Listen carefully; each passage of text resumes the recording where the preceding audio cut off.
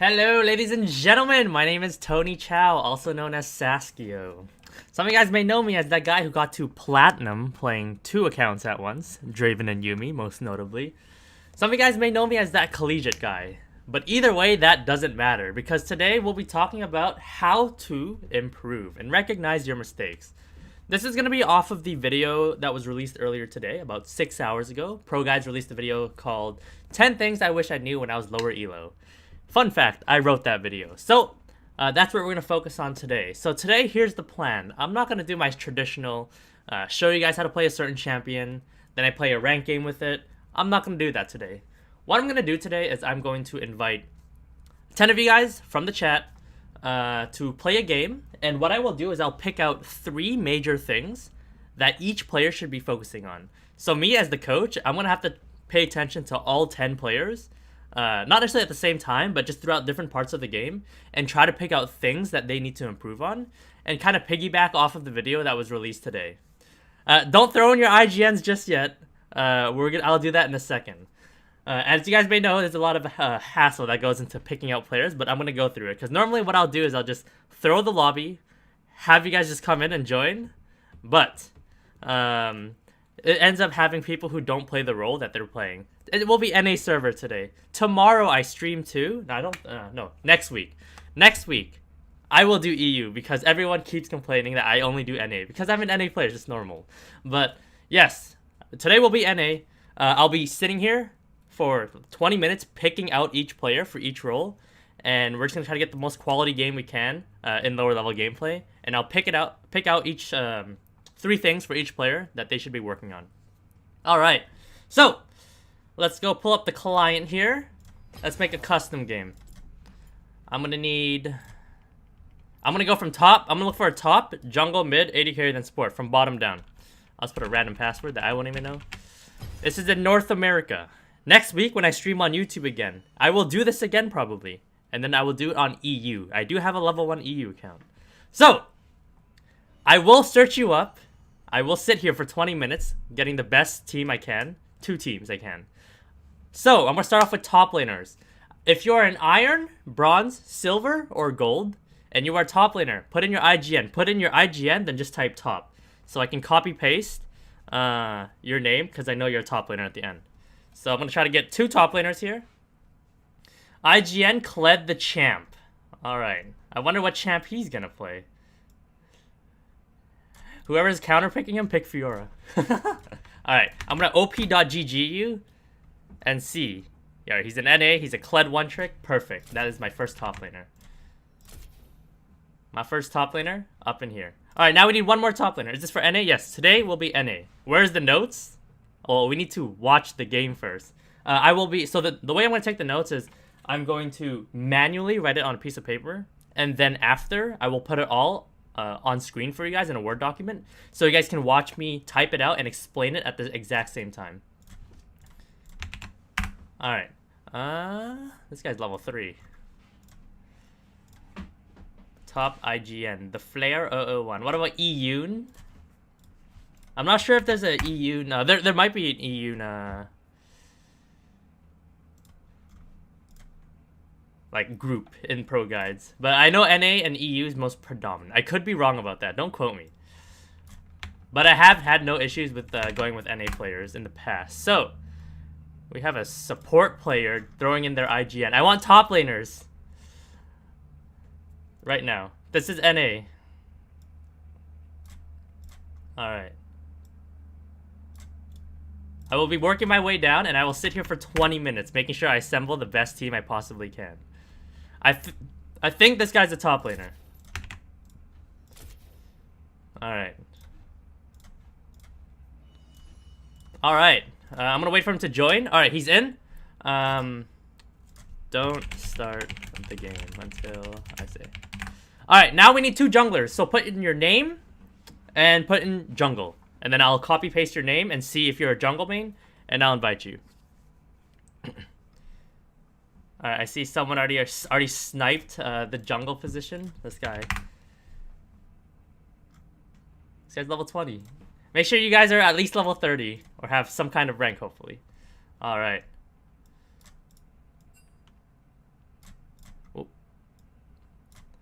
Chat's moving too quick. Alright. I think I have one right here. Alright.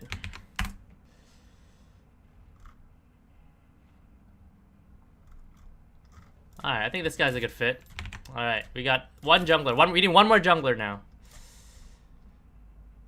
Alright, I see another one.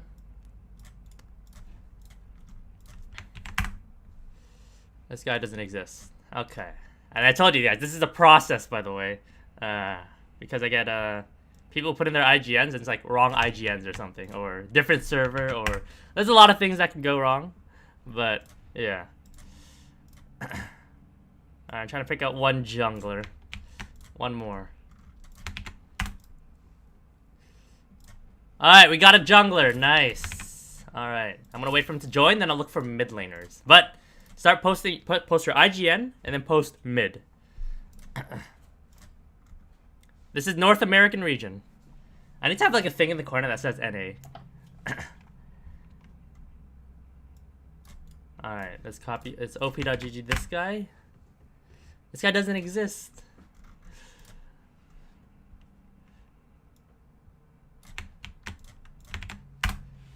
Alright. Mid laners. This guy... isn't really a mid laner. Huh. Remember guys, this is North America. Oh, this guy's IGN is so weird. Alright.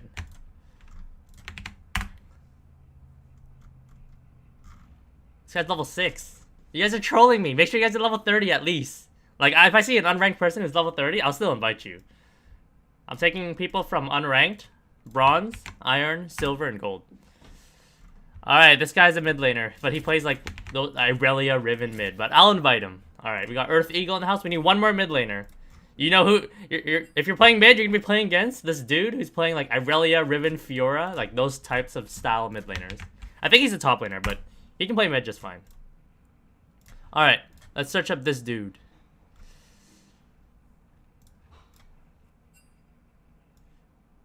Alright.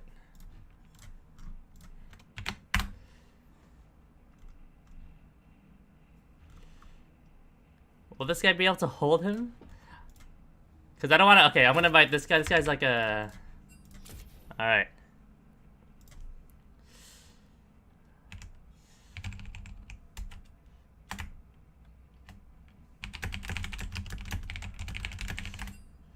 Alright, I'm going to wait for that. I just invited a mid lane. I'm going to see if he joins. If he doesn't in 10 seconds, I'll look to invite another one. And then if he joins after, I will ask Apocalyptic to kick him. But I'll give him 10 seconds. Alright, looks like he isn't joining. And I'm going to invite someone else now. We need one more mid laner.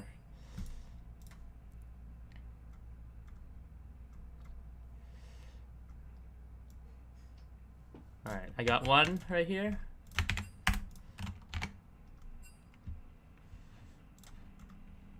I'm just going to invite this guy. For mid lane. Alright. Let's see if he joins. He joined. Alright, now we need 280 carries. 280 carries. Put your name, and then just put 80 carry. And then I will just copy paste your name into op.gg. Apocalyptic, may you please, I already said it, may you please remove Equa from the game. Make sure you guys are already logged in and ready to accept right away.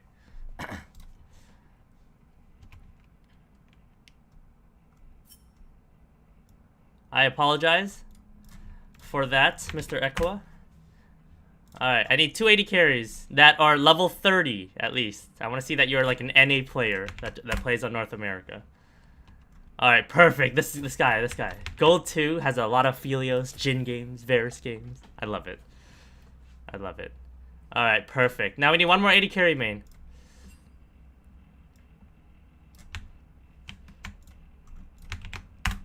Alright. Oh, nope. That guy's a top lane main. Saying he's an 80 carry main.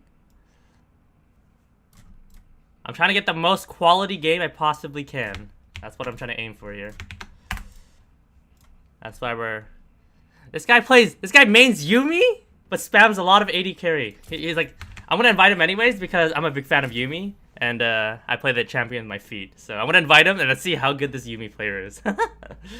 This guy mains Yuumi, 200 games on her, and then every single champ under that is just all 80 carries. Alright, I invited him. Epion, you better get in here. You got 15 seconds, or you're gonna have the same fate as Equa from earlier. You got 15 seconds, bud. Bud. That sounds very toxic. When someone says bud, I'm not really a fan of that word, I'll be quite honest.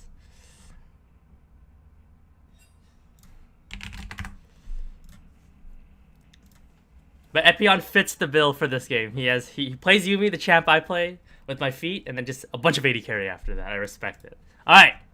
I gave you the time. If somebody joins before you join, you are out. Saskio, can you do an Aphelios guide in the future? I want to wait until... I don't know the state of Aphelios. Like, obviously he's broken, right? But, like... I don't want to make a guide on him because there are a lot of guides already out there. But they don't, like, go really deep into detail, like, how each gun interacts with each other. Because, I'll admit it, it's actually a pain to edit that whole video.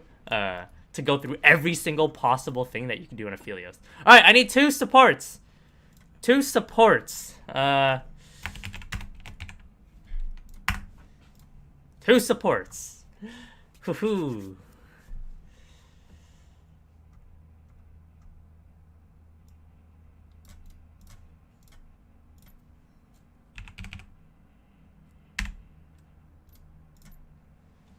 Alright.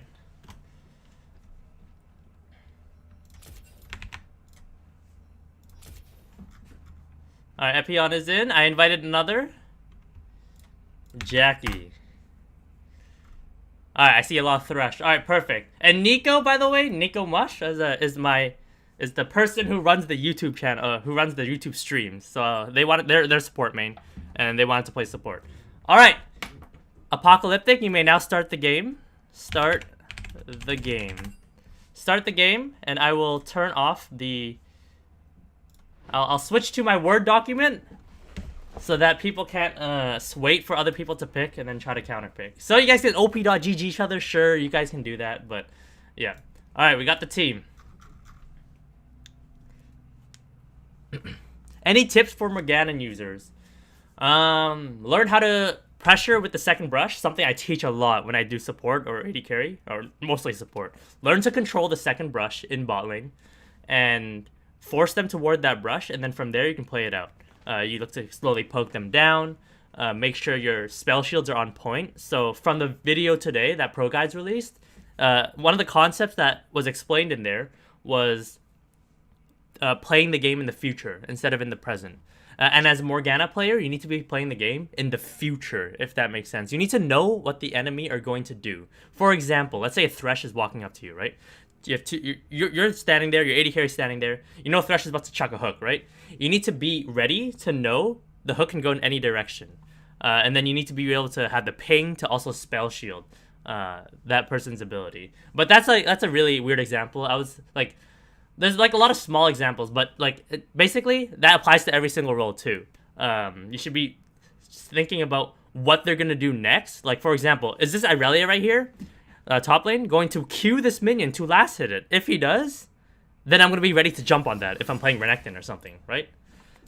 So that's what you want to be looking to do 24/7 in a game. Playing the game in the future, not in the present. That's something I don't see a lot of coaches teach nowadays.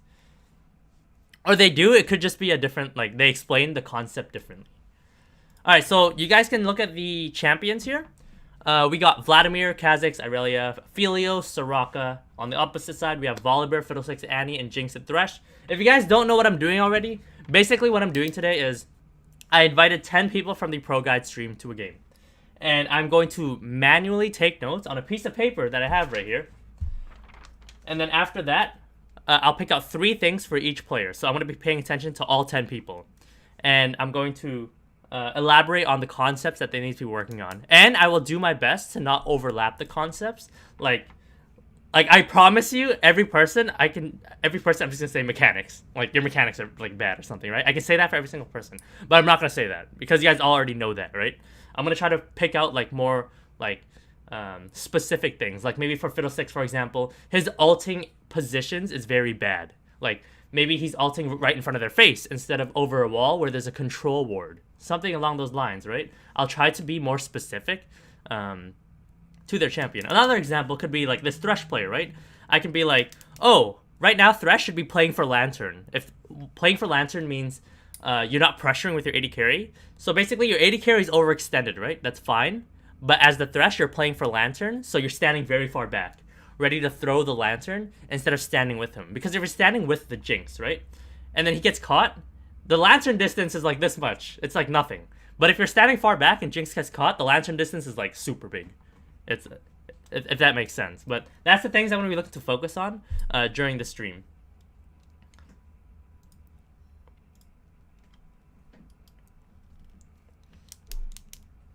I'm confused when to go in or not. Do you have any tips? If it's during laning phase, the general concept is if you have the bigger minion wave, you can go in. If you have the smaller minion wave, play safe. Let the wave come in and catch it. That's the general consensus. Assuming both sides is 0, 0, and 0. How important is it to kite as a Saskio? Too important. It's actually important on every single champion, even melee champions, to know how to kite. Any tips for a new Lucian player? I'm just gonna post the link on Lucian at the in the chat so you can watch the video, because I did a whole whole class on how to play Lucian. So get ready to click the link. Whoever just asked that, it has really useful stuff for Lucian in there, to how to improve on. So you need to scroll up. That chat's going fast. Woo! You need to scroll up and click that link. All right. When's this game starting? 5 seconds. All right. Will you do another game? No, I will not be doing another game. But next week, I promise you guys, I will be doing EU. I promise. It's a straight promise. You guys can quote me right here. You guys can clip me. I will do EU next week. All right. Let's switch to... I'm going to let the game load because my computer tends to blue screen if I try to do a million things at once. So I'm going to let the game load. Once I load in, then I will switch the scene. I know you guys have like a frozen client right now. I will switch the scene once I'm fully in the game. Because I know like if I do like 4 different things on my computer, it's just going to blue screen and give me clock. It's going to give me some blue screen error. I don't know. We're just going to wait for me to load in. The chat on my YouTube.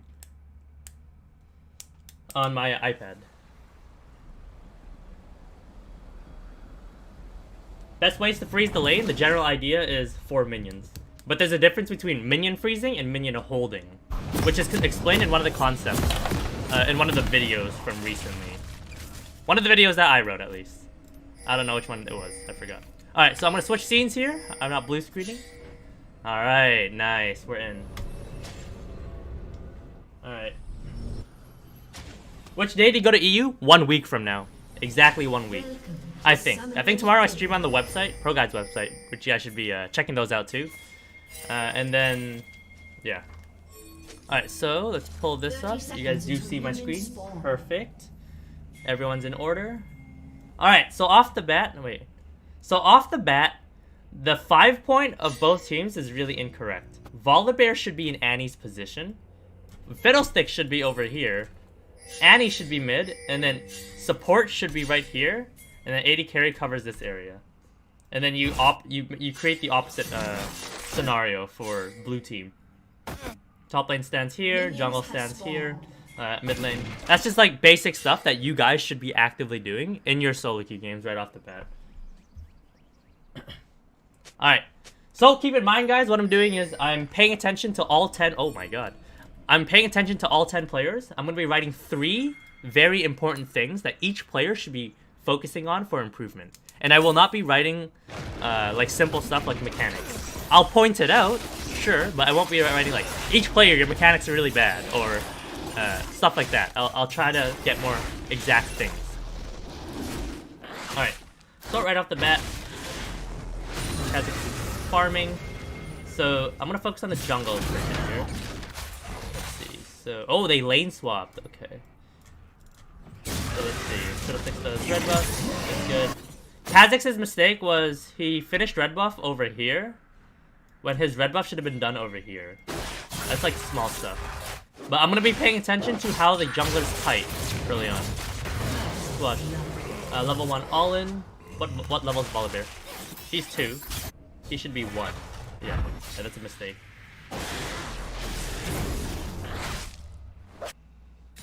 Alright. So right off the bat, I do have something for Kha'Zix to improve on. I'm gonna write it down. Hiding jungle camp. That's a big one. Whenever I coach jungle, there's a lot of big concepts that you can learn from. And right now, look at this Kha'Zix. The way he's doing these camps, he's literally just standing there, just autoing them. Like, where he should be moving back to make the blue buff, like, break its ankles, where he doesn't, like, get his, like, autos off over and over again. So that's, like, the mistake here that Kha'Zix is doing. He's not pulling the camps where he wants to go to next, if that makes sense. Like, red buff, he pulled it down, but he wanted to go upwards. He should have been pulling the red all the way over to, like, here. And then finishing the red up here. Before the despawn thing happens. And then he gets to his top side faster. Alright, so that's Kha'Zix right now. Bot lane got, like, level 2 cheese. I don't think they got necessarily level 2 cheese. They just probably got caught by a hook. But let's go back. Because I do need to go back a lot to spot out, like, these mistakes that both sides are doing. So let's watch mid right now. So right here, Volibear is taking a fight early on when he could have easily just got level 2 and countered the Irelia. I won't put that down on my top 3 things he can improve on, but that's a huge mistake. There was one melee minion that was really low, and recently a video came out that I wrote, by the way, about Niles talking about how Irelia players work. And Irelia players, they like to get stacks on minions and then all in you. And right there, if Volibear just full focused that minion for level 2, he would have easily won that. Alright, so let's see what he can focus on right here. Let's look at bot for a bit. So I will lose out on a lot of things because I'm shifting my focus around a lot of the time. Summoner difference too? That's true. If Volibear had Ignite. But still, Volibear still could have easily outplayed that if he just killed that melee. Alright. So right here, what's going on?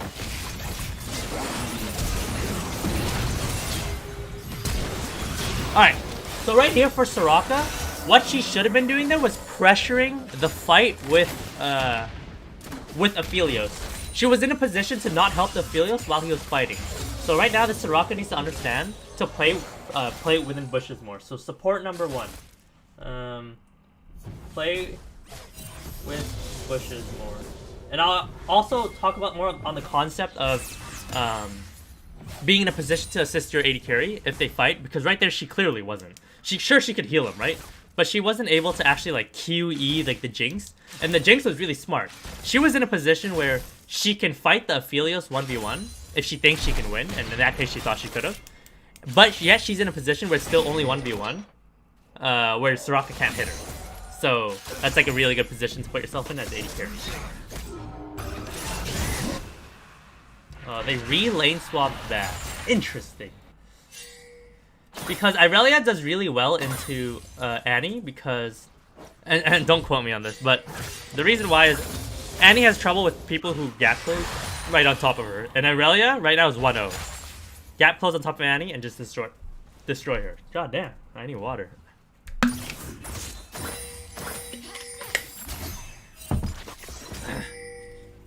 Alright, let's bring it back to bot lane here. So let's see. So blue side is building up a slow push, so this is really good. Red team, Jinx and Thresh doing a really good job of playing safe here. They know Kha'Zix is bot side. The enemy team has a big wave building up towards them. I should have also wrote down the things that both sides are doing well, but I'm not going to do that, because that's going to be a lot of things for me to focus on. But really well played from red team to play really safe. The enemy team has a big minion wave. They even have Kha'Zix on that side, and they're playing safe until this point. Alright. So what's going on here? Thresh, why are you walking up, bro? You're already out. Alright. Let's go back to the Irelia death. But right there, Thresh, please don't lock up ever again. Alright. So right here, Irelia is following the concepts, right? A, you have the bigger minion wave, right? You got the bigger minion wave. Annie is overextended through your big minion wave. You can gap close on a minion. You can chuck your E, right? You can all in. But here's the issue. You need to calculate this. You need to establish that your jungler's bottom side, right? So that means your weak side top. If your jungler's bottom side, you have to assume the enemy jungler's top side. So in this case, the only reason you take this all in is if you know you can win the 1v2. Because this is where people will complain about their jungler not being in the lane. If your jungler is doing something on the opposite side of the map, you have to assume that they're getting something for being on that side of the map. So you need to chill on your side of the map. So what Irelia should do here is not be in a position to get ganked, which is what she's doing right now, and just do her best to clear the wave and get the wave in without dying. And if Irelia gets caught by Fiddlesticks and Annie over here, right, she'll still live. She's fine. She has flash. But right now she's playing aggressive without her jungler on her side. I see this happen so often when I'm smurfing in low elo.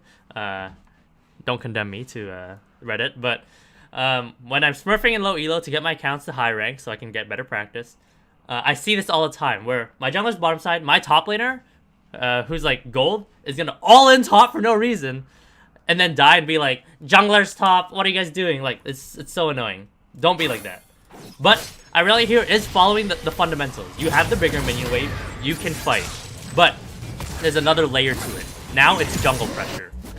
Kha'Zix's bottom side, your weak side top. Don't play aggressively like that. Clear the wave wherever you can, or set yourself up in a position where you can 1v2. So for Irelia, understand when your weak side top.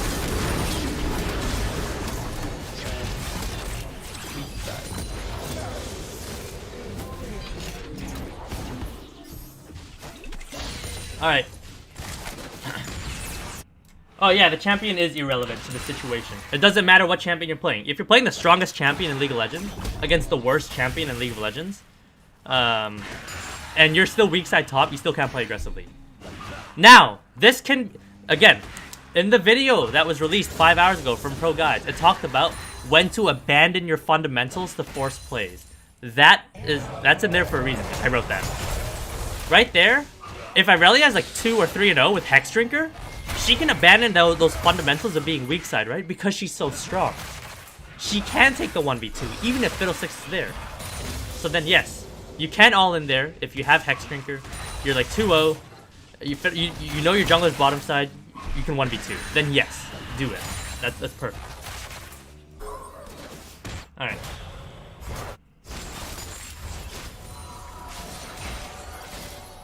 Alright, let's see if we can hit something up from Vladimir here.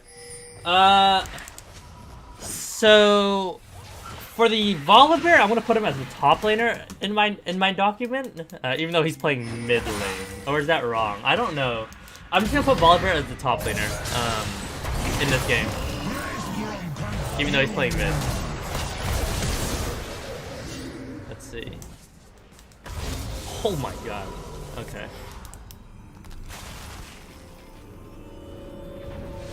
Is Ultimate Hunter good on Diana? Nah, I'd prefer Ravenous Hunter.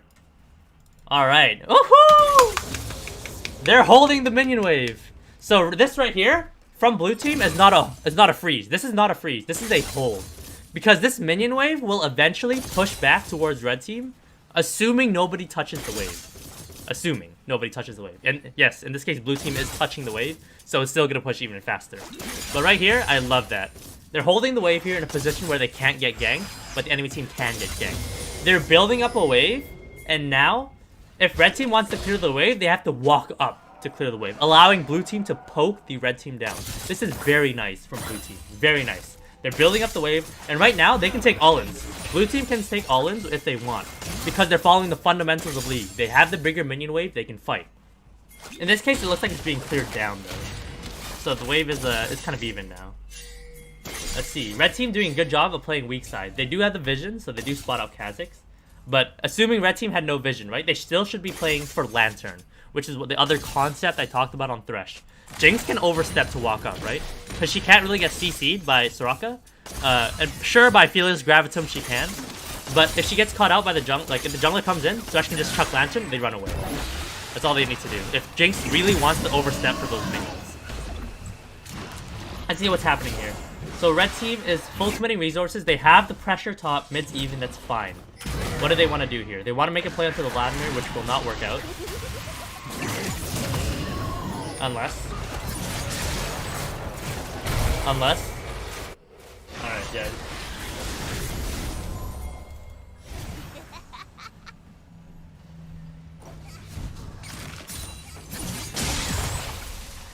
Alright.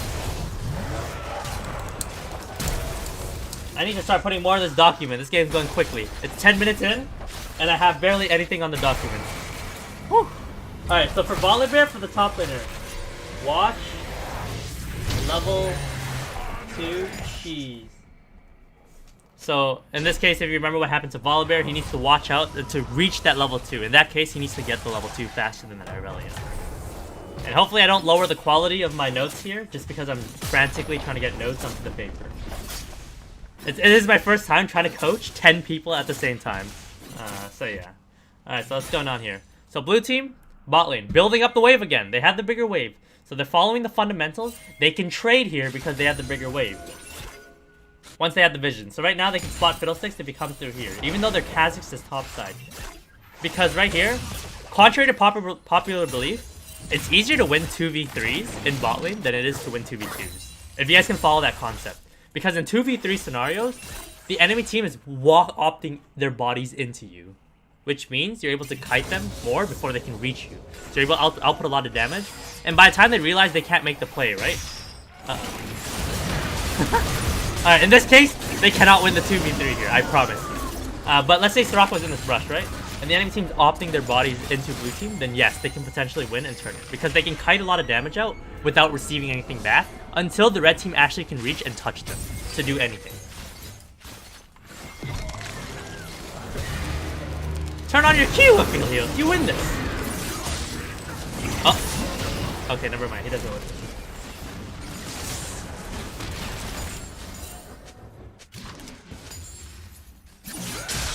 What was Soraka doing? Yes, I agree with you, Mr. William Newton.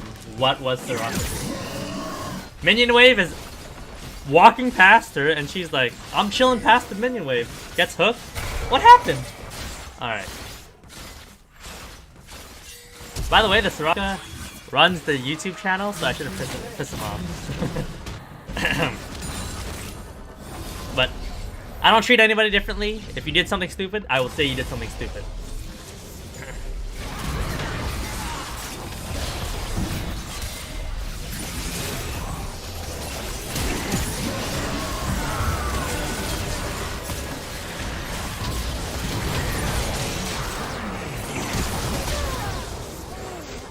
That was suicide!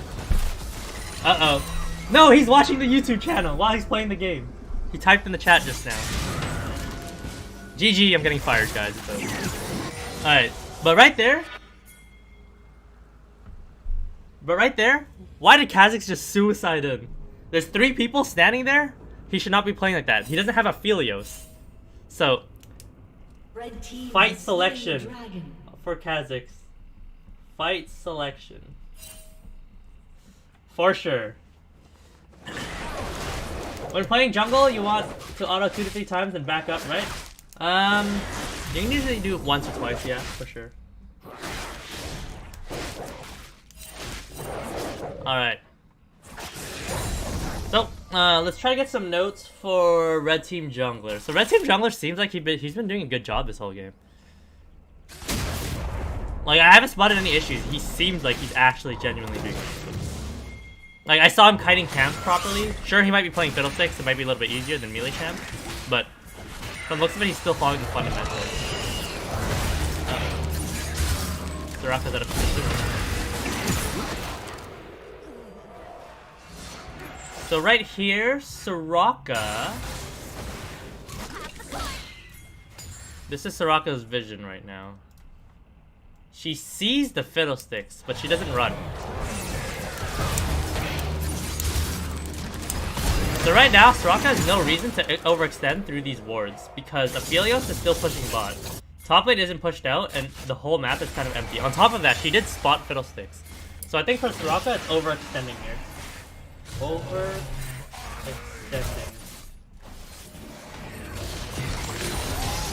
Alright, what happened here? Ooh, Kha'Zix overextending too. Check out Aphelios here. So he's pushing bot, that's fine. Let's see if he wants to pressure. So right now, he has no wards. Okay, so he backs off. Very smart. Aphelios, I love you. Thank you very much. Aphelios, you have no vision. You backed off. That was beautiful. Instead of pressuring a tower. On top of that, pressuring an Annie. And if you walk into her range, you just dink, tuck, chucks the Sivers. So Aphelios, mad respect. To push out the wave. Understand you have no vision. And to reset, grab your items, and then come back on the map. Very nice. Beautiful. Soraka should not be walking up here. Right there, Soraka has no reason to walk up here. Absolutely zero. Because the tower's already dead from the Herald, and your teammates are nowhere nearby. That tower's gone. Give it up. Move back here, establish a ward right here, and then play defensively, because your teammates aren't on the map yet. The only way a Soraka can walk up there is if they have two people here, actively walking forward for an engage, and a potential TP behind. Then that's fine for Soraka to walk there. But right there, Soraka is completely alone. There's no reason to move up in that situation.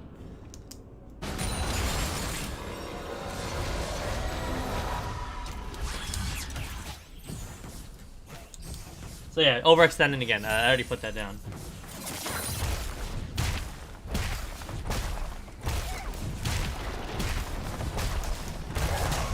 Alright. So let's see, mid lane. Are they gonna overextend here? Very smart. Holy shoot. Is this high elo? This is high elo. Red team has no vision. Oh, they do have, they spot Irelia. But they play safe because they know the blue team has tempo over them. Very nice. They could get caught if they overextend for this blue tower. Which I see a lot of people do, by the way. Very smart. Holy shoot. And yes, these things are easier to do when you're ahead. But still, I've seen people throw a lot, even though when they're really far ahead. They don't follow basic fundamentals right there. Blue team already, they all died or reset or something. Red team knew they were overstaying, so they backed off. This is very good gameplay. Oh no, my battery's dying. On the iPad. Alright, we're gonna turn off the video.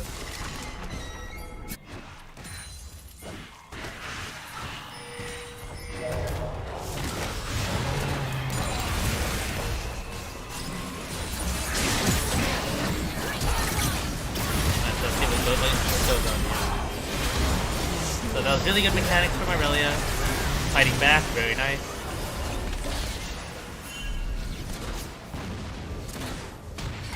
Oh my god. Jinx, you win this! Jinx! No, you don't win this anymore. I'm not game. Alright, so red team as a whole, you have no reason to be fighting in this area because you don't have Annie. Even though they don't have Aphelios, you still don't abandon fundamentals just because the enemy team is abandoning it too. So I guess it's just a poor fight selection in that case. I really have played that really well. Very, very good mechanics.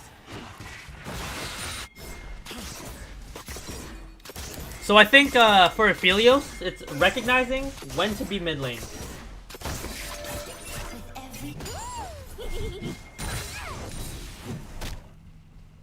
So at some point in the game, usually around 14, 15, 16, 17, 18, 19, AD carry should be generally going mid lane. In this case, Irelia and Vladimir are decent side laners. Or pretty good side laners. Irelia and Vladimir, both really good side laners. Irelia and Vladimir should be like side lanes. In my opinion, Irelia should be away from the objective that is going to be played for, which is Dragon. Vladimir should be on the side that has the objective. In this case, Vladimir has TP though, so I don't know. It could be opposite now. But the concept still stands. AD carry should generally be mid if they're not a good side lane AD carry. In this case, Aphelios is not that good of a side lane AD carry unless he has Severum, Crescendo. But you can't depend on that. So he should be looking to go mid, allowing them to side lane pressure. There you go. Jesus Christ. Could you explain how to play as Kha'Zix when you're behind? What could Kha'Zix do in this scenario? Kha'Zix should be looking to make the play on the opposite side of the map. So a losing team in any level of League of Legends gameplay should be making plays on the opposite side of the map. So what that means is, wherever red team wants to set up, you need to play on the opposite side. So if red team wants to set up on your bot side, you need to set up in your top side / their top side. And make a play on the person who tries to lane on that side with the person matching on your team. So usually it's the top laners. And then you make a play on them because that's the guy that's solo. The guy that you can actually bully. And if you can't bully that, the game's over. The GG. So I guess just making picks, that's, I guess. Alright.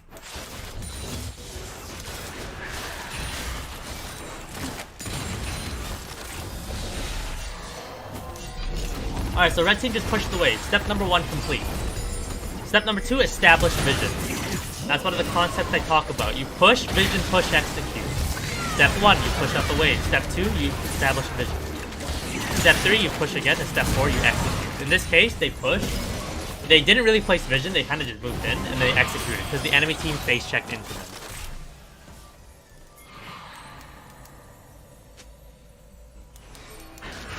Ooh, maybe 3 was too much. Alright. But think about it, that's 30 tips I need to give out for this one game right here.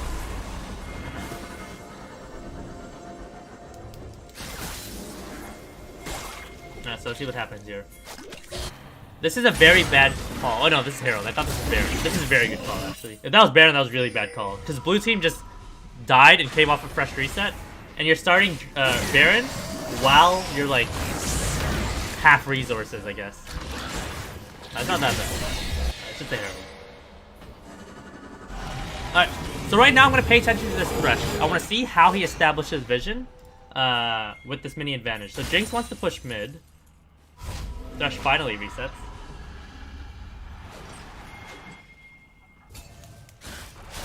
Jinx, why are you overstaying, bro? What's your money? 1700? What is that? That's he's building towards another Zeal item. So that should be the Zeal item, and then maybe he sells the refillable. What's this Thresh doing? Stop overstaying. Thresh is playing Thresh correctly, where he's hovering lanes. I should start writing good stuff for people. Yeah. But generally, the idea between Thresh is you try to hover 2 lanes at once, kind of. Mainly the 80 carry lane, so that you can chuck lanterns if your teammates get caught off guard, overextending for a push. But right now, Thresh is really overstaying. They don't have any vision. Like right now, boom, he has no wards in his target. And by the way, if you watched one of the recent videos on OP counterpicks, you saw in the support counterpicks, I wrote down Targon, and the editors literally put Targon from like season 5. I just call it Targon, even though it's like a completely new item now. But yeah, that's if you guys watched that video, you guys saw that. That was pretty mean. But yeah. But right now, this setup is not that great from red team. They don't have the best vision in the world, as you can see. They have this ward over here. They don't even have this covered. Sure, they can abandon the fundamentals, right? But you should still be following the fundamentals if you're really far ahead. In this case, you push. Once the enemy team reacts to the wave, you establish vision, where you can see them coming in. In this case, they didn't really see them. They just kind of did it because they're so far ahead. And then they should push out the waves again once the vision is established. And then go execute, which is the bear. That's the stuff that you want to be following, if possible. When the support has priority in bot, what are the best places to ward for deep? If it's blue side, you ward right here. And you ward right here. Those are the 2 best spots. Yellow wards. For red team, for some reason, if you can get in here as red team on this side, into this bush, that's a really good ward. Usually, you just put a pink ward right here, or yellow ward right here, as a red side support if you have priority.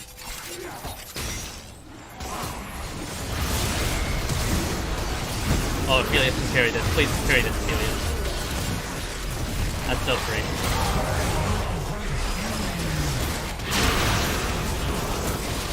Please carry this, Aphelios. You have the best guns in the game. For kiting in 1v1. Hello, ladies! Alright, I see Earth Eagle 2002 watching the Niles Irelia video. Oh! Okay!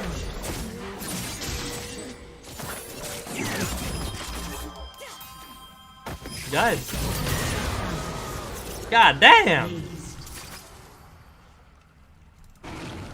My man.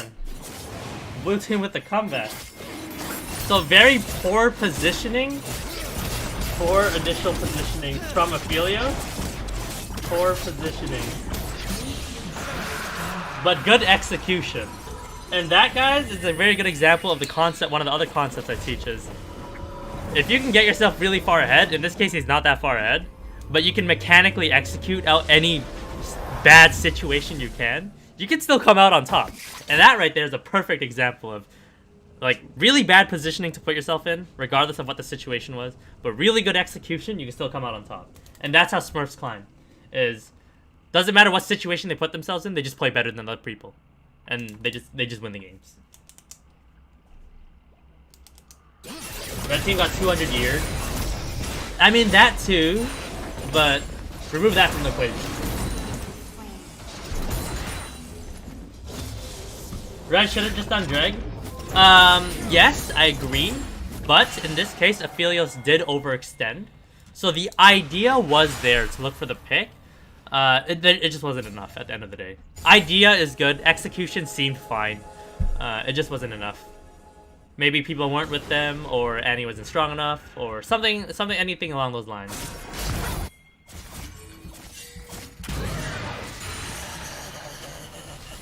Maybe Thresh didn't click his Zeke's convergence on the Annie before he ulted, like for that very specific scenario play, so that Annie would have a little bit more damage going into the fight. I don't know. There's a lot of little things that you can try to point out to how that pick could have been better, but the fundamentals were there.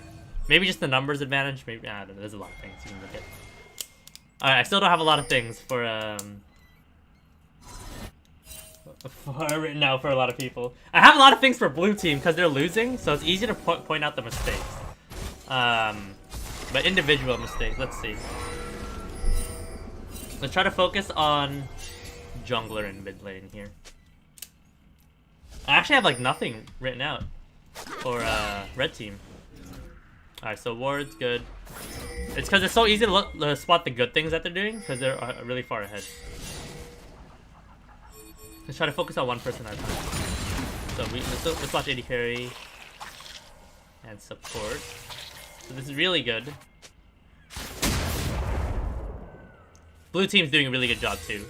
Red team's doing a really good job of avoiding what blue team wants to do.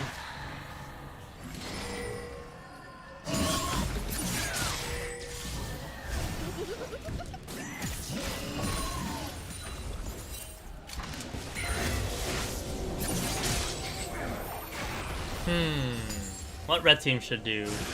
Red team, what are they fighting over? They're not fighting over anything. They're fighting for a bot tower again. Their setup wasn't really that great. Let's have some more team play. It's a custom game. Uh-oh.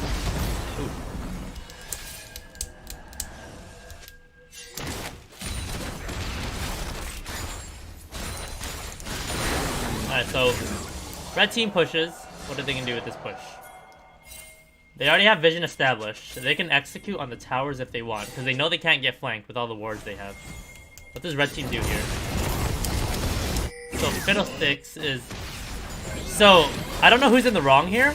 Is it red team's team pushing up without Fiddlesticks, or Fiddlesticks not coming?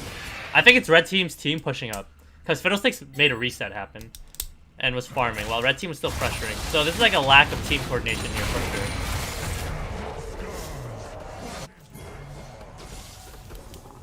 Oh no, he's face checking.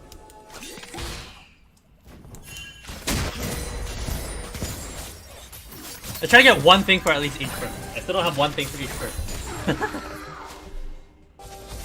Alright, so as for Vladimir, it's learning when to side lane. So it's like the opposite of Aphelios, learning when to go mid. Learning when to die. What happens here? Really, it's caught. Let's see her mechanics if she's able to outplay it. Nope. Aphelios, 200 years? No, he doesn't have the guns. If he had Severum right there for Crescendum, oh my god. The rest is history. Can they do Baron? Annie has Tibber. She should be Tibber. Tibber.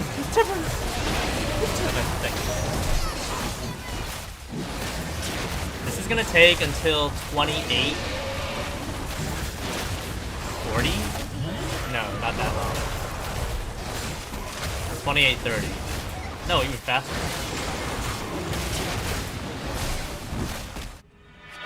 Kha'Zix, what are you doing? Alright, 28, 20, 25. Not bad. GG? It's not GG yet. They can still get 200 years by Helios.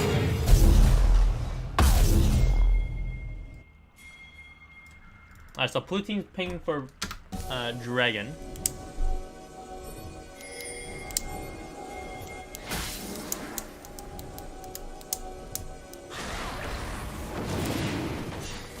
Alright, let's watch Jinx's. Let's try to focus on Jinx's mechanics here. So try to watch Jinx and Fiddlesticks here. Let's watch how Fiddlesticks ults and how Jinx position. So really good positioning from Jinx. Okay, still decent positioning. Fiddlesticks got a really good ult from the wall. Yeah, just Jinx is positioning well. Blue team's kind of just running it in. Damn. Yeah, definitely a lot more improvement for blue side for sure. All my notes are for blue team.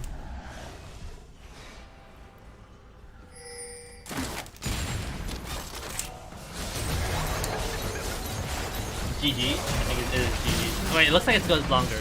It goes until 33:41. Because I am behind here. Keep that in mind. I'm really far behind.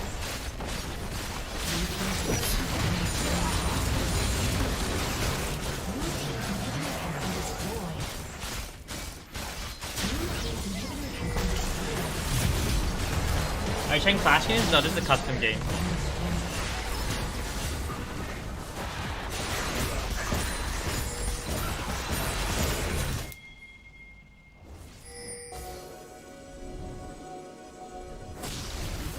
Once I watch, so since I don't have that many notes for red team, I'm gonna go back into each individual person and pick out stuff that they should be doing.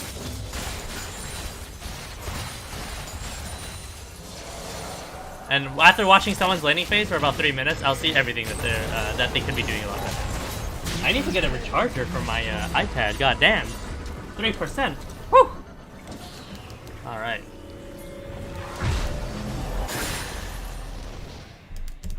Big sad I threw Ripperino. All right.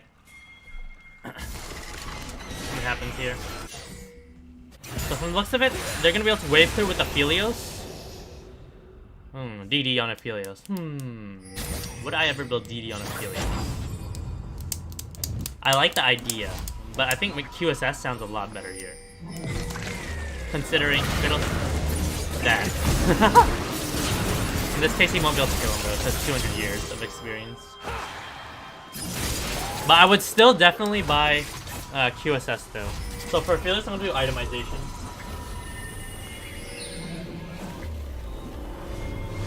I like the idea of DD. I don't like the execution.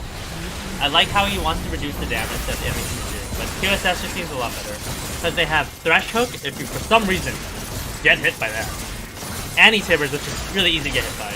You got Fiddlesticks Q, which is really easy to get hit by, and Volibear Flash Q, really easy to get hit by. So I definitely build QSS 100%. When do you use QSS? When you get stunned.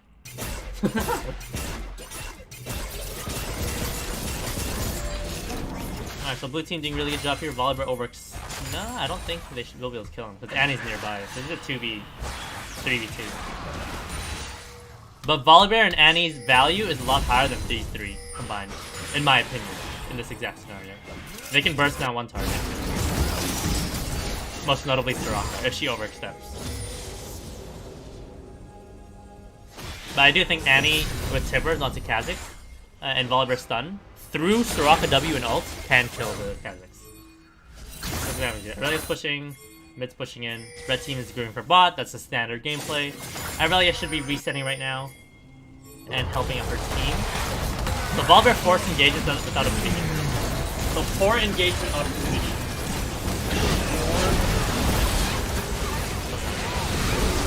Poor engagement.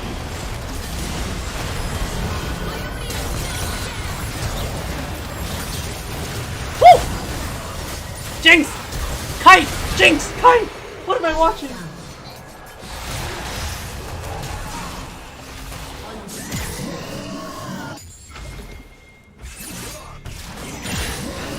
I think the game's over here. Right there, Jinx was just standing still. He didn't kite at all. When you kite, by the way, guys, the game's over, by the way. When you kite, you have to make the enemy walk forward a step or two, so that they're able to attack you. Yes, I do know this. There's this concept that does exist in the game. It is a really weird concept to follow, but it is true. When you stand still with lethal tempo, you do more damage than if you're kiting. It sounds very dumb, right? It sounds very dumb, but it's actually true. If you stand still while you have lethal tempo activated, especially when you're playing most notably Varus with their passive, you actually do more damage because instead of taking the time to move back and forth, you're just firing away. So there are some times where I do feel for the AD carries. It's just like, screw it, I'm just gonna stand here and just fire autos. I do have that feeling sometimes in my heart to do that. Can you turn the volume of the game down a bit? Oh, rip. Alright, let's lower it. Alright, so let's go through the notes. So, I'm gonna pull up the... I'm going to rewatch laning phase and do a lot of laning phase stuff for these people. So, let's look at... support, the red team support early on. So, I don't have necessarily 3 notes for each person, but we'll try to get at least 1 or 2 notes for, to fill it out. So right now we're going to focus on the support and AD carry of red team right now, going into laning phase.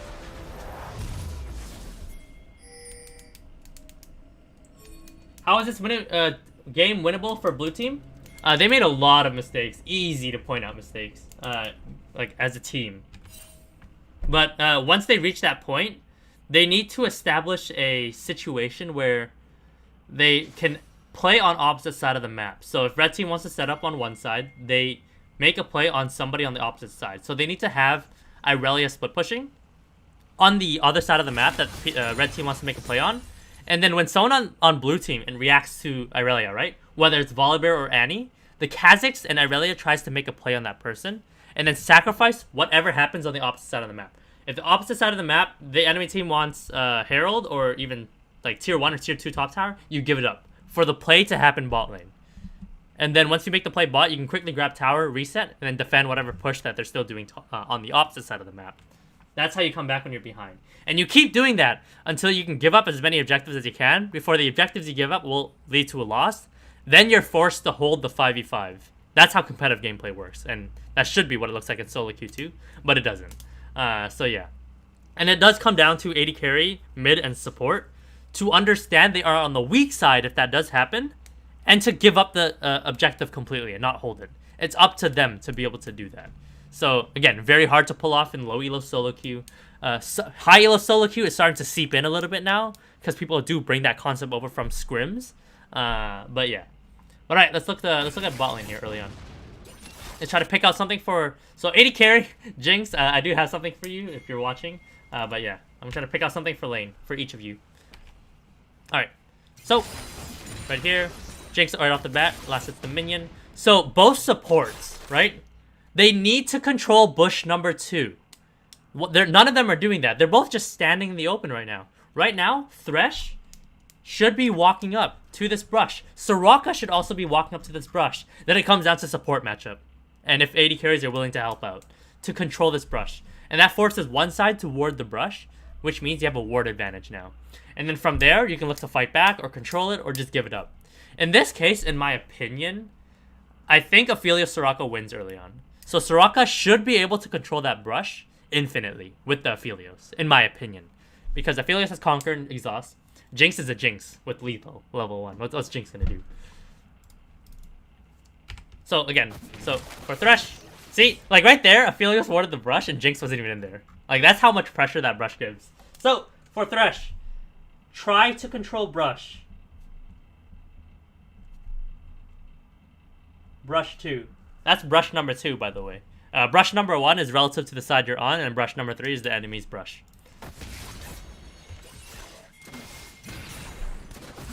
Alright. Wait, Thresh went hook level 1. Oh yeah, something happened level 1. Alright, so let's see what happens here. So right now, red team's mistake here is playing safe. So look at the situation here. I'm gonna bring this back. So this is for both Jinx and Thresh. This is the mistake you guys made. Both of you guys. So right here, you guys need to establish, okay, we're gonna be level 2 first for whatever reason, right? I really don't care. But in this case, you're gonna be level 2 first. Right now, you have two low health melee minions. Look at blue team. They have 1, 2, 3. They have 2 low health melee minions and a 3rd full HP melee minion. Right now, as red team, Jinx, you should be walking up slapping these minions. Thresh, you should be slapping these minions too. And posturing up on the Soraka so that the second you reach level 2, you pull the trigger. Because you're going to reach level 2 first. I really don't care if Soraka is going to Q your face and make your HP go down to 60%. If you're going to reach level 2 first, while they're still level 1, you can get their flash or summoners. You probably won't kill them here, but you get their flashes and summoners. So for both the AD carry and support here, establish that you know you're going to reach level 2 first. So reach level 2 first. And cheese. And that's for both of you guys to watch out there. And then from there, you level 2 cheese, you Thresh Flay, and then you predict the flash from Soraka when you throw the hook, because she's clearly going to flash. And then try to hook them into the Jinx traps. So then you Jinx trap at the same time, and then try to kill them, and then you get flashes and stuff, and you guys have an advantage from there.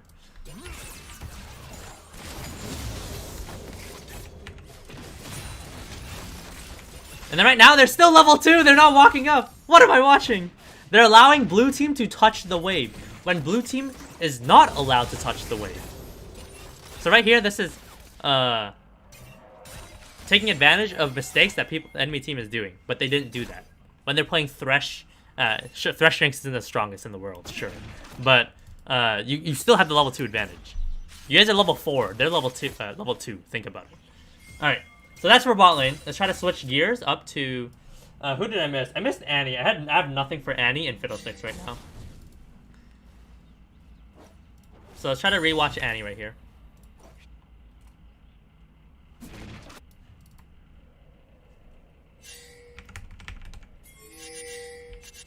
So yeah, 5-point was really atrocious from both sides, I'll be quite honest. There was no 5-point going on at all. And if you don't plan on 5-pointing, it should be an invade then. And nobody was invading either. Alright, so Leash. Fiddlestick's doing a really good job. Not really good job, but just a decent job of kiting the camps. He has the idea, which I respect for sure. Alright. So Annie's mistake is over-leashing red buff. That's the start of it. I don't think she mains top. She mains top. Annie mains top because they lane swapped. He was supposed to be mid lane originally. Alright, let's see what Annie could do better. So Annie's doing a really good job of positioning. Her last settings is not that great. I'm not going to put that in the document. Let's see, just playing safe, chilling. That's fine. Once you reach level 2, you can now pressure Vladimir. Let's see. They lane swap again. What? It happened so early.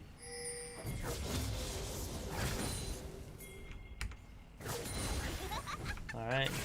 Alright, very nice. Let's see. So Annie is stacking the bigger minion wave, but her Fiddlesticks is bot side. So she's on the weak side of the map with the wave pushing towards blue team, which means Kha'Zix can gank really easily. So let's see how Annie plays this here. I think Annie just YOLOs it. So right now, here's the situation. You will be put in this situation a lot of times in solo queue. You are weak side, but the wave is pushing towards them. So you're in a position where you can get ganked really easily. Look at this. But here's your advantage. You have the bigger minion wave. So technically, it's kind of a 2v2 still, because you do have the minion advantage. So if you're ever put in this situation in solo queue, where the wave is pushing towards them, you have to understand that if you walk up, you're probably going to get ganked, if your jungler's bot side. So in this situation, Annie should be putting herself in a position where she can do her best to 1v2. And the best way for her to do that with her champion kit is to make sure she has stun. the whole time. Make sure you have stun, and then so here's how you want to play the gank out. You wait for someone on the enemy team to touch you, physically touch you with an auto attack. Once all your minions turn, you throw your Q at them to stun, and then W, and then you kite back. Turn on your potion right away, and do your best to play within the minion wave. That's the best thing that she can do here to try to outplay the 1v2 situation. But right now, I think she just blind YOLO pushes out the wave, which ends up working out, I think. So for Annie, it's knowing how to play weak side. More weak side stuff.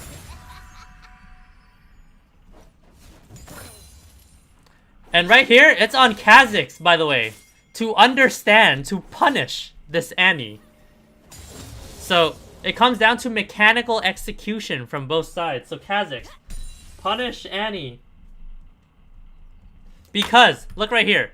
Sure, Irelia is level 2, right? And Kha'Zix is level 3. But Irelia has the gap closed. As long as you guys play this as best as you can, or like play this properly where Irelia Q's in and has the stacks going into the fight already, and Kha'Zix comes in for the gank, you guys can kill Annie, even though she's level 4.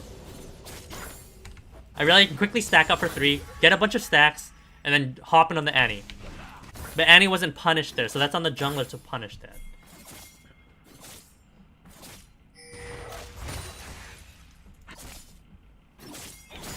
Ooh, good freeze!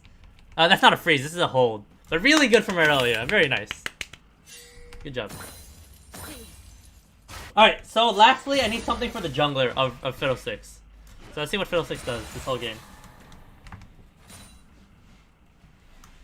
I sense salt. People say I sound very salty when I do like streaming for like for a group for a lot of people at once. I guess that's just the way I like to talk, I guess. But yeah. So right here, this is like one of the other things I talked about for Irelia on the document that I will be writing out in a second on strong side, weak side. So the exact same concept.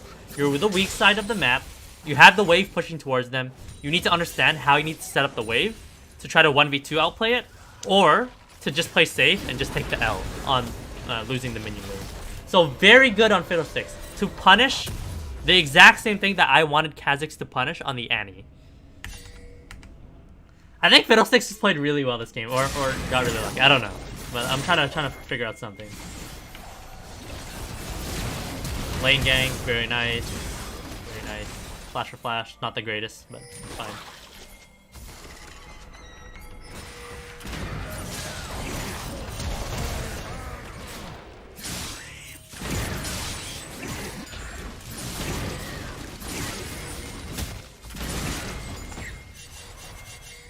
Yeah, I don't see. Okay.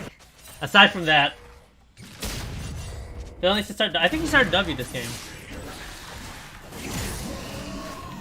So what's the situation here that prompted it? Yeah, Fiddle is following all the fundamentals of League. He has pressure in top. He has his teammates nearby, and he started Herald. Just like actually zone of influence, I guess, that concept on Vladimir, but he still like live.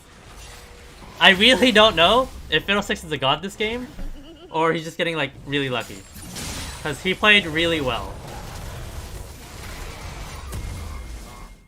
Like I saw his kiting, like it was fine. So he does that. He should look mid here, right away. Because mid lane is in a position where the wave's pushing towards Volibear. So that means Vladimir has to walk up, which means there's more distance from the tower. But let's see what he does here. And on top of that, he has a pink ward here. So it's not that bad. So he comes down. This is when Soraka overextends again. Alright, Fiddlesticks, you're just gonna have to go with no notes for you. I really don't have notes for you. Alright. So, let's pull up the Word document now.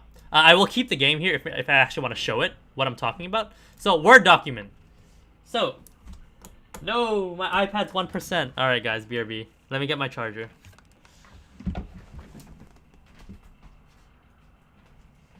JK. I'm not getting my charger. We're just gonna have the iPad's just gonna die. Alright. We're just gonna have the chat on the side while I type my notes on document. Alright. So, for Irelia.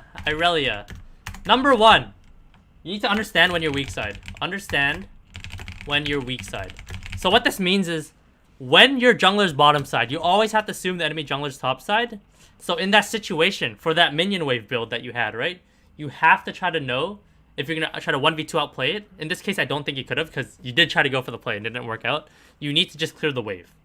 Clear the wave, or just take the L and just reset. Because if you walk up, you're just going to die. So if you can't 1v2 and you can't fully push the wave in, just take the reset. On top of that, you should have itemized Hex Drinker. Itemize Hex Drinker. Because you're against a Fiddlesticks and an Annie, it's fine to build the first item.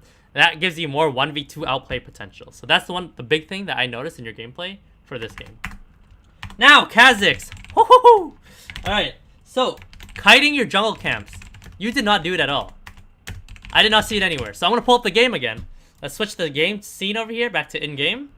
I'm going to show you like your kiting early on. So right here, it was non-existent. So right here, look, you're doing red buff. You're doing it a little bit, sure. But right now, you know you wanted to go top side, right? I don't know where you want to go. I don't know if you want to go to Krugs. I really don't. But no matter where you want to go, right? You need to pull the camp. Right now, red buff should be over here. If you want to go top side. Why is it down here? If you want to go Krugs, this is fine. You should still be pulling out the camp a little bit more before it reaches that the thing where it starts ticking down. And then even in most cases, a lot of people, like when I'm playing like Graves or something, I actually finish my red buff all the way down here. Just before it ticks out. The timer ticks out.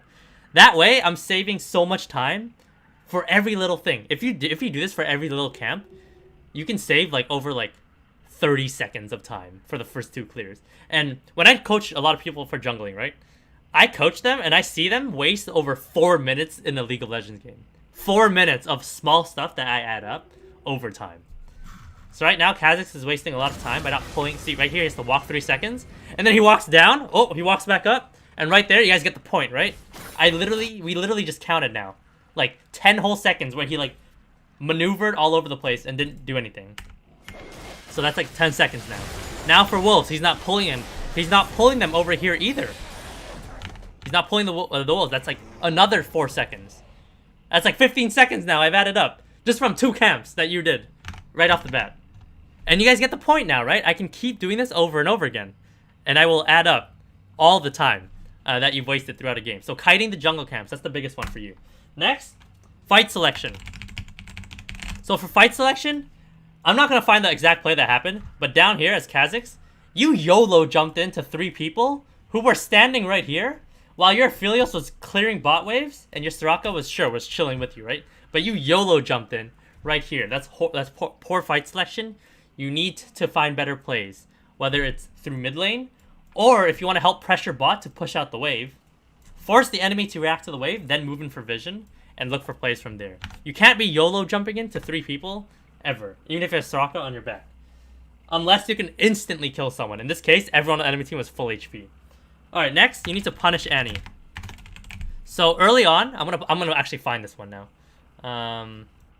It was when Annie was pushing in the Irelia. It was right here.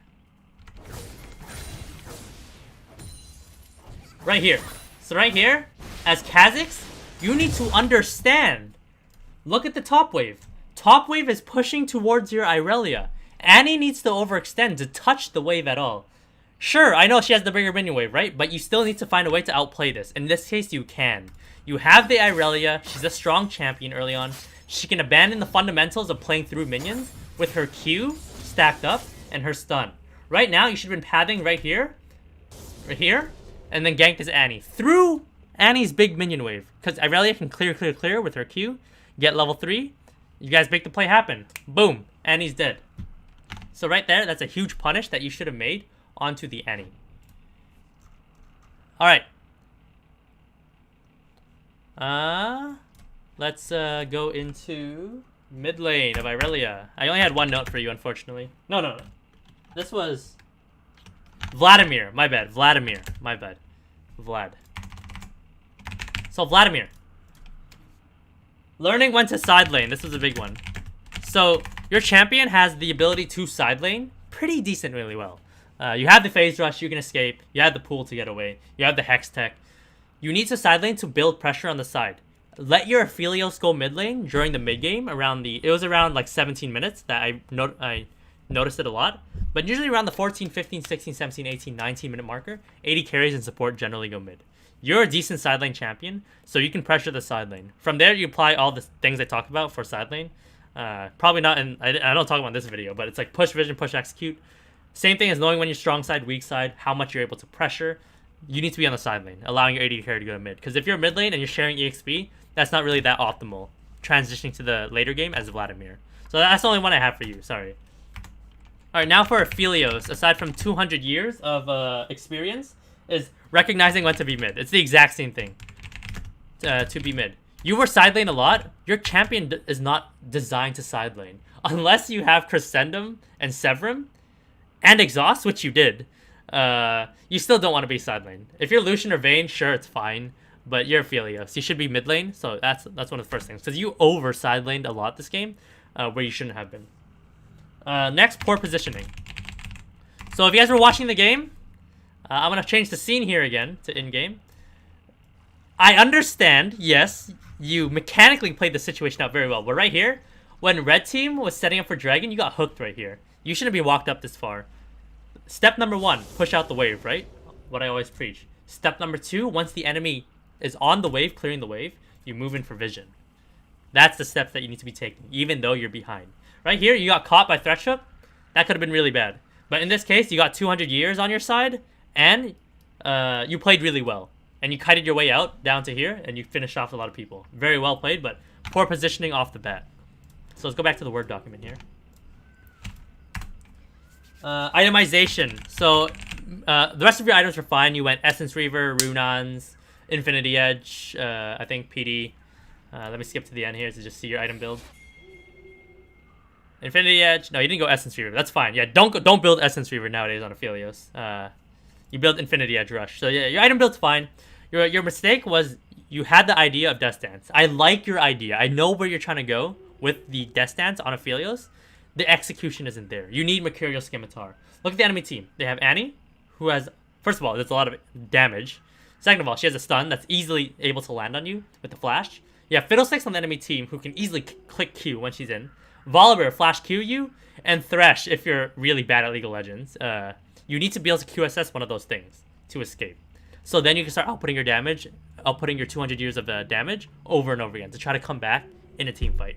So itemization for sure. Alright.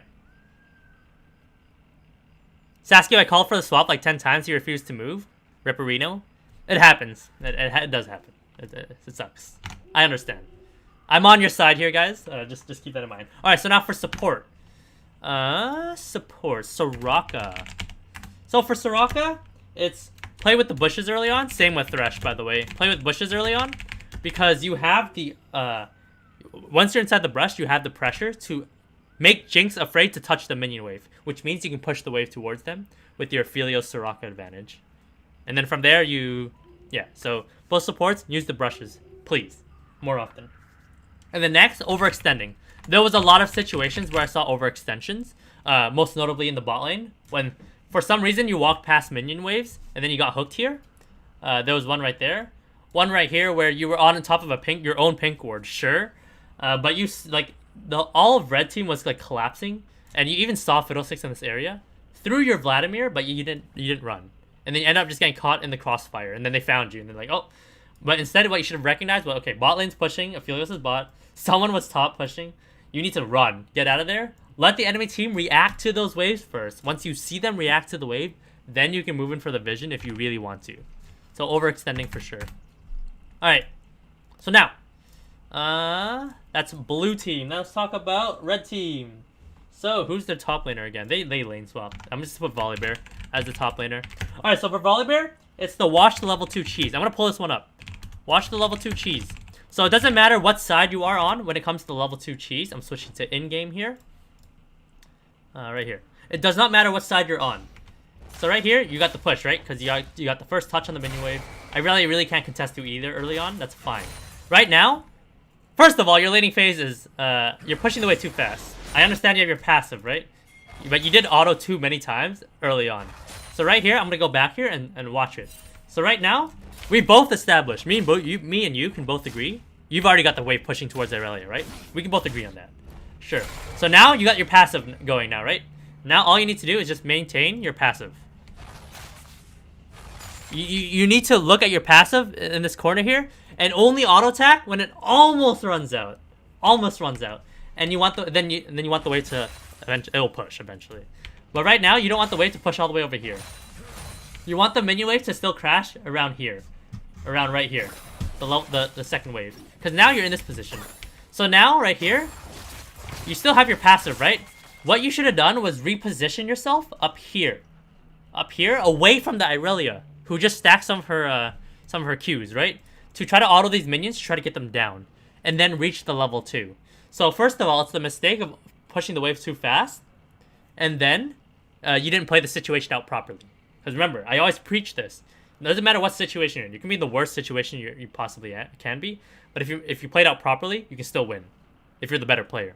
So in this case, how you can play this out better is not fight this Irelia, who just stacked a bunch of Qs. You should be looking to reposition where Irelia can't touch you and autoing the minions down. So the passive can fly through minions and fly through Irelia. And then you can reach level 2, where she can't all-in you like this. On top of that, you finally realize, oh shoot, I can reach level 2. You turn around for one auto. That's one less auto onto the Irelia that would have killed her. So that was a lot of mistakes there. A lot of mistakes that was shown. Alright. Alright, so, ooh, my document. Watch level 2 cheese. It doesn't matter what side you're on. Alright, poor engagement. So, down here, I'm not gonna find the play, but you engaged down here with the 0 minion waves. You need to let the minion wave come in first so that the tower can already be hitting the minions, right? And then from there you engage. You literally YOLO jumped in, like just went in, like right here with like your minion wave was back here. Red team, Fiddlesticks was over here by the way. He's mid lane. You have no pressure mid yet, and yet you YOLO jumped in. Actually, I'm gonna find this. This one is pretty annoying to watch. Alright.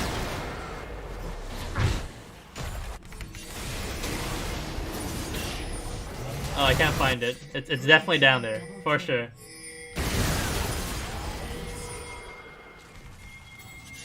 I think it's right here.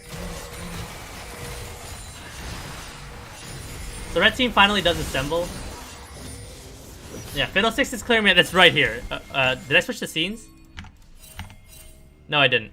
Alright, in-game. Alright, I switched the scenes. You guys are good. Alright, so right here. So, Fiddlesticks is mid. You have mid-wave pushing in, but look at this YOLO engage. Minion wave's back here. No mid pressure yet. And he YOLO engages. So if you guys all get wiped here, you guys don't get anything mid. But let's say you guys get wiped here, right? But you waited for the mid wave to push in. It'd be knocking on these towers. Or in this case, the Nexus. So this YOLO engage, poor selection of fights.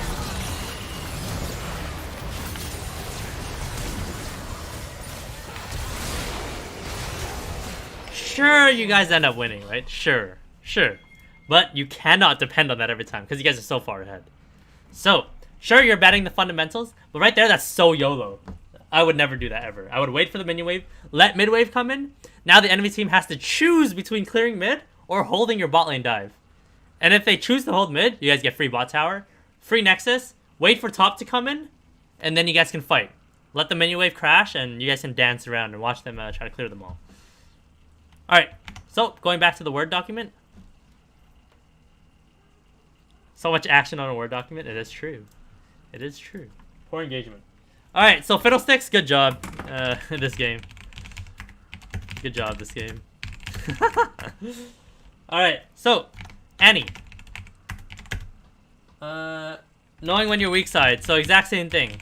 So, remember earlier when I already showed the situation out in the game, but you were weak side, and the wave was pushing towards them, and your jungler was bot side. You need to know in that situation, okay, I'm going to build up my stun. I'm going to hold my stun here, right? I'm not going to use it anymore. I'm just going to try to auto attack to last it and push in the wave. And if I do get ganked right here, how am I going to outplay it? Okay, I'm going to full focus the Kha'Zix down. I'm going to wait for him to touch me. Minions will turn on him. Or Irelia. Whoever the minions are focusing, I'm going to stun him. and try to focus him down with my damage. From there, I'm going to use my potion the second they touch me once, and then try to kite through the minions and try to dance around, you know what I mean? And then try to kill that one person from there. So that's what you need to be looking to do in that situation. Otherwise, I didn't really notice anything big. Dude, can you guys see the bottom? Yeah, you guys can see the bottom of the document. All right, 80 carry, Jinx. So you want to get into the habit. I did explain earlier the standing still with kiting with lethal tempo. Sometimes it just feels better to just stand there and just auto attack with lethal tempo. Sure, but you still need to kite instead of standing still. You need to have that concept. You were following that for most of the game, I do agree, but in that situation, you still want to do it too. And A-clicking does help out in that situation, which I don't A-click, by the way. But anyways, yeah. And then the level 2 rush. Oh my god. Level 2 rush is, I already explained it to you guys. Bottom lane, you guys need to be rushing that level 2 when you knew you had the level 2 victory. Alright. Thresh. I wonder if you guys can still see the bottom of the document. I think you can. Thresh, number 1. Control bush, number 2. And eventually you would have lost it, assuming both players were Challenger, Soraka and Thresh. You would have lost it, but maybe you can outplay it, or you can get in there first. And then number 2 is level 2 cheese, exact same thing. So I'm going to run this over one more time. I want you guys to watch this, because this applies to literally every single lane.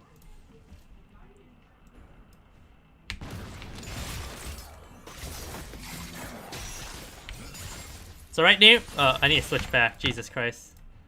In game, I'm swapping so much, but basically, first of all, both support should be controlling bot brush. But now, next, for Jinx and Thresh, again, you guys need to recognize. Okay, we're gonna reach level 2 first. Sure, Soraka can Q me once or twice. Aphelios can put in an auto attack once or twice, right? But right now, Jinx should be positioned right here. This is a good positioning. Auto this minion, auto it down, and then once this one's dead, move up. Auto this one down, and then if Aphelios starts hitting you, that's fine. Your melee minions are gonna start hitting him, and then you reach level 2.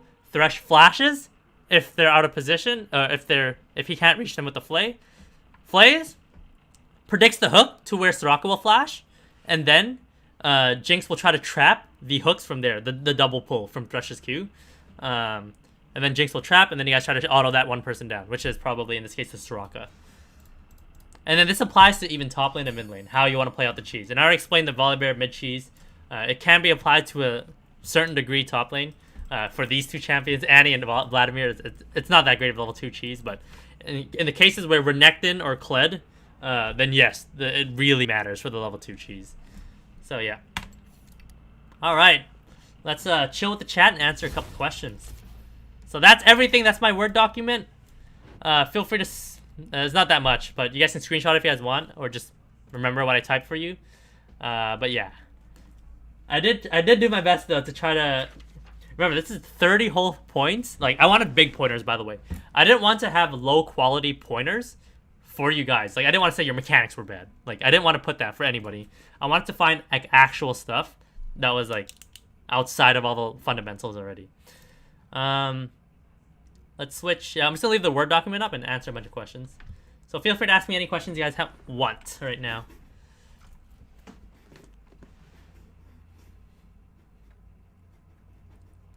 So next Monday, live stream on EU server? Yes. Assuming I do the next YouTube stream, which I think is in 1 week from now, I will be doing EU. I promise you guys. I'll be on my level 1 EU account. I'll be inviting all the EU people over. Please don't be toxic. And I'll do the exact same thing that I did today. I'm gonna try to do 2. I'm gonna try to aim for 2 for each person. And if I can hit 3, then that'll be really good. But that was my first time trying to actively hit all 10 people at the same time in the middle of the game.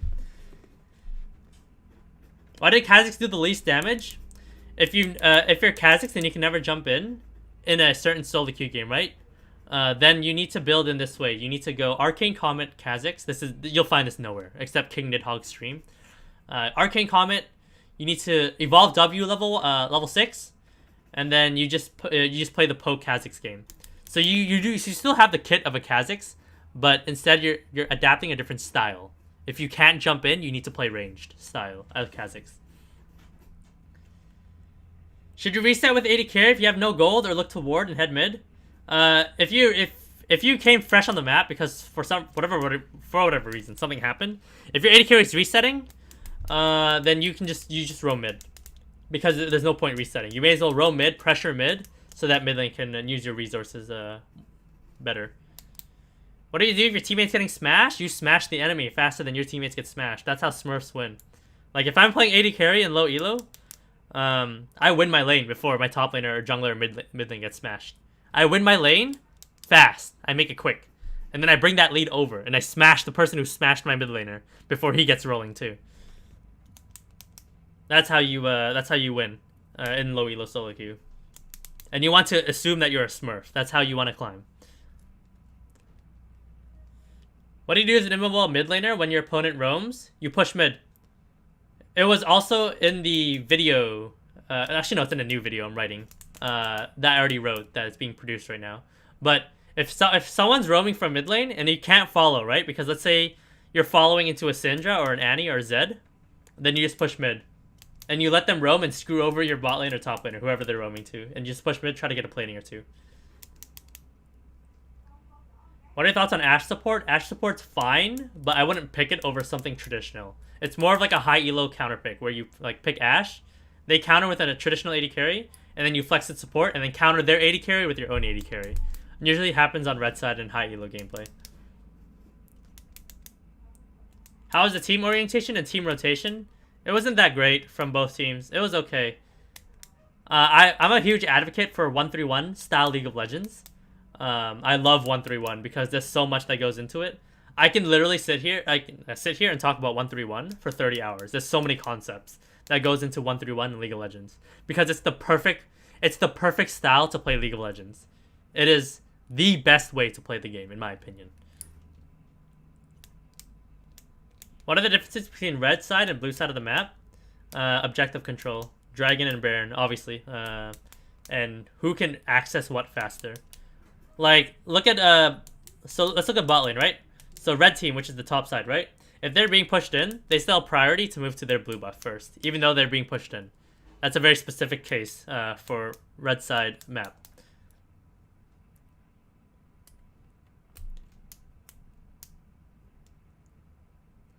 Oh, fun fact. I also played Ashe support when I was in a game with Tyler 1, and he was complaining the whole time. But I was playing on a Smurf with a really random name, and I was just kind of laughing the whole time. But I wasn't trolling, by the way. I was still trying my hardest. But the pick was so bad that we had no pressure in the lane, and Tyler 1 was just complaining the whole time. It was actually kind of hilarious. But I don't condone trolling. You should still be try-harding in all your games, even if you have a bad pick. What do you think of Kassadin as champ? I love Kassadin. I love him. I love everything about him. He's great. He's my #1 mid laner because I'm not that good at mid lane. It's my worst role. So, to make up for it, I play Kassadin to lose on purpose, and I'm a huge advocate for side laning, so I know how to side lane. So I'll eventually reach my 16, and then I'll, from there, like I have decent mechanics, I'll just carry on as Kassadin.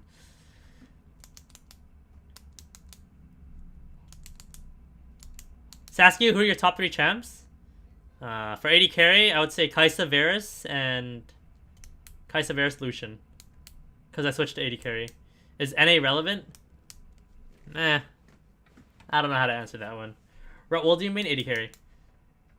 How to not lose completely against a lane bully like Renekton? Let him push you in, get whatever CS you can, reach level 3, so that you can actually do something. And then from there, play out the lane accordingly. Any tactic for carrying 1v9. I just lost a lot of games with positive stat, but all the other lanes are losing. You need to win the game harder. Win your lane harder 2v2, even if you have a random solo queue support, and transition that into mid lane so that you're more ahead than the guy who got ahead off of your mid laner or top laner. That's how you carry games as a Smurf. It's hard to lane with Kassadin? Really? Kassadin is really hard to lane with. Yes, I know. That's why I love Kassadin. He's actually a piece of art. He's an artwork when it comes to playing mid lane. It's definitely a different style of mid lane for sure, of sacrificing. And still knowing when you can make aggressive plays on Kassadin pre-6. There are opportunities. Is it good to pick your main champ instead of picking the counter pick in high elo? So in high elo, If you ever do reach high elo, just keep playing your one trick if it's up, no matter what. Doesn't matter. Even if you get counter pick, just play your one trick no matter what. Once you reach a point where you want to go pro, then you start branching out to other champions on a Smurf and try to climb as high as you can.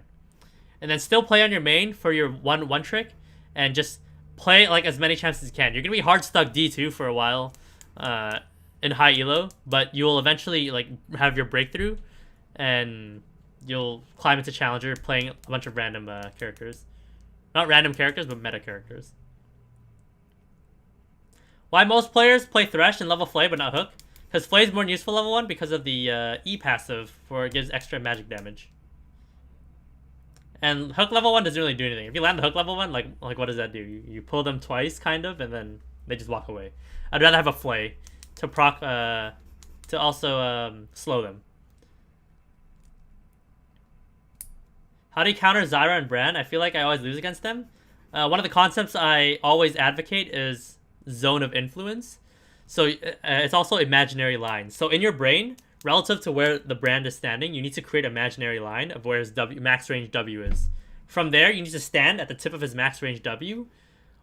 And then if he shoots it, you dodge it because you're just barely outside of his range, right? But if you enter their zone of influence, you need to juke it. Then, so in that case, you need to walk in one direction if he ever shoots his W. So zone of influence is another concept that I always teach people. How many games in ranked till you consider someone hard stuck? I don't really like that concept, but if you really want, I would say like 400, 500 games. If I see someone with 400, 500 games, 50% win rate in any elo, I'm just like, okay, good luck in esports. But keep in mind, improvement in League of Legends does happen slowly over time, sure. But for me, it happened overnight. Like I was like Platinum 5 Udyr one trick, right? At one point. And then I was thinking to myself when I was in bed, right? I was just laying in bed. I was like, why am I so bad at this game? And then I thought about what are the pros doing that I'm not doing? And then I was thinking about it when I was sleeping. Okay, I said, okay, I'm not orb walking properly on Udyr. I'm not foresighting what's going to happen next in the next 3 seconds. And then I started doing that the next day, right? And then I started climbing. I got to plat 4, plat 3.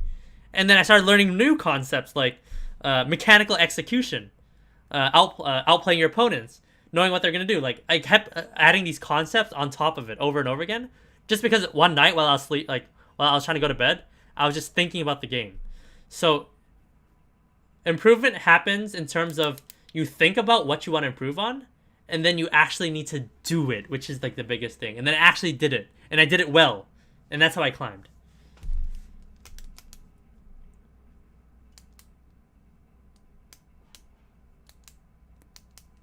How do you leash minions on the bot lane on level 1? Well, you leash and then you go bot. Level 1 bottom lane, it's literally a game when you get to bot lane for the first 3 melee minions. Because they're all super low HP at the same time. Like, some champions have easier times than other. Like, Kai'Sa just Qs all 3 of them, right? Easy. GG easy. But then some champions like Jinx, Jinx you just turn on your Q. Like in this game that we had. But like some champions who just have pure single target, it's just hilarious watching them last hit the first 3 minions. Soraka top is viable? It was. I still think it is, kind of. I still wouldn't play it, though. I don't like it. I like Kled over Nectin. How was your time during Echo Fox days? So I never was directly on Echo Fox, like, to play for their team. I subbed in when their top lane at the time, Brandini, had other stuff that he had to do. I subbed in for a lot of their games. And then next year after that, I actually came to their office and spent a lot of time there after CLOL. To be in the scrim environment, talk with Peter Zhang, now the coach of TSM, and just watch the scrims and just have a feel of what it's like to be in Academy. And that was definitely a really cool experience because I haven't ever been in Academy yet. And I still do want to get into Academy. Is it worth to end quick your lane against a scaling matchup as an early game champion if your team is getting smashed? Yes, that should be your goal in every single solo game.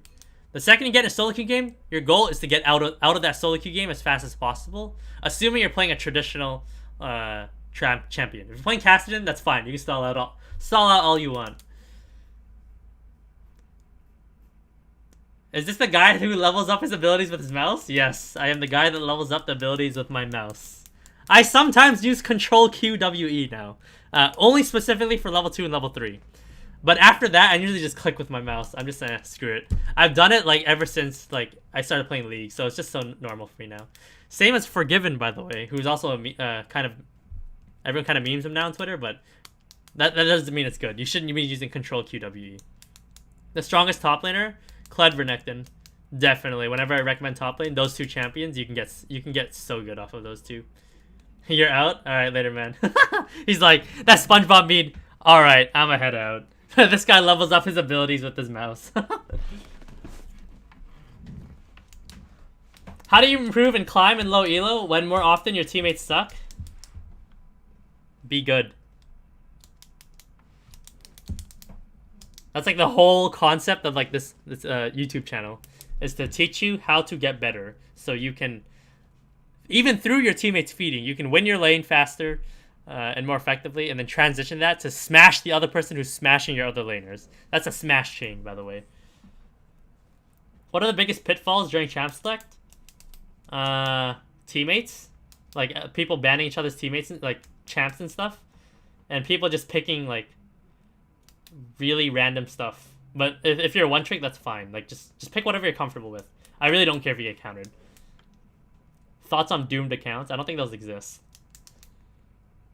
Is Cog actually good right now, or does he have a high win rate because of his low play rate? Cog's good into if they have Tom Kench or Braum support, and you go grasp. It's a very foreign concept that nobody knows about. People go lethal tempo, Blade of the Rune King, like standard items, right? But the actual build you should be going on Kog'Maw, that you're not going to find anywhere, because nobody's going to accept this, but it's actually grasp, shield bash, over not conditioning, bone plating, revitalize, and then it's Taste of Blood, Ravenous Hunter with Lulu support. And then with the grasp, you have the early pressure of like a Caitlyn, but you have the scaling of a Kog'Maw still. So you do a little bit less damage, but your early game is a bit more useful. That nobody's gonna accept that concept on Kog'Maw, but that's how you want to play Kog'Maw right now. And then you build these items. You go Sork Shoes, sounds really weird, right? Sork Shoes, so that you have the movement speed. And then you go Blade. No, you go Rage Blade. You can go Blade. And then you go Oblivion Orb. It sounds really weird. Nashor's Tooth. I take that back. Sork Shoes, Rage Blade, Oblivion Orb, Nashor's Tooth. That's the core build on that Kog'Maw style. It's really weird. Nobody's gonna accept it, but it is like the way you want to play Kog'Maw. But yes, you can also go Blade with that build. It's really weird. I do know. Yes, you can say WTF. Thoughts on Grasp Senna support? I don't think it's that great. Grasp is fine on Caitlyn and Kog'Maw. How to dominate your lane really hard? Everything I talked about today.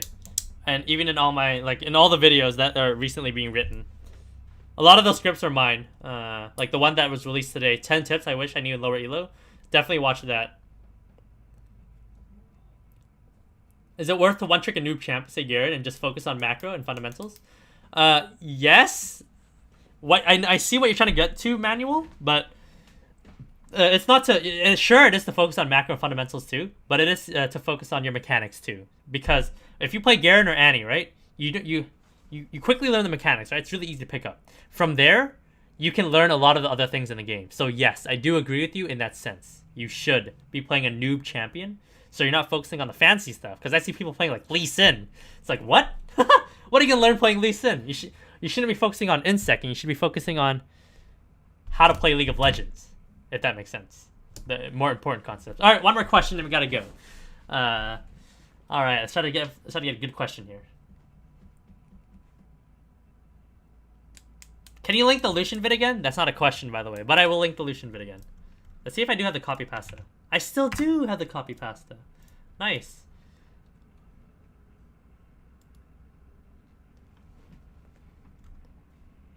All right, one more question. Let's see who has a good question. Just started League 2 weeks ago. We're gonna go with this one. What's the best way to learn what to do after laning phase? Generally for top or mid lane, you want to be side laning, but you want to apply my concept of push, vision, push, execute, which I didn't talk about much today. But you push a wave, you establish vision, you push again, then you execute. In this case, You can hit tower, you can help your team control Baron, but you need to know where you should be going. So if you're mid lane, you generally want to go to a side lane, or the objective's on. If you're top lane, you want to go to the opposite side of the objective that wants to be played on. And if you're AD carry or mid, you want to be mid lane. If you're jungler, you want to be helping your AD carry and support get priority mid to establish vision. But alright, guys, thank you very much for watching my stream today. I'll be ending the stream there. Feel free to follow my social media. It's down in the description below. It's streamer social media, twitter.com/SaskioLOL, twitch.tv/SaskioLOL, where I will be streaming, actually, probably today. Actually, no, I take that back. Maybe today, we'll see. But definitely very soon.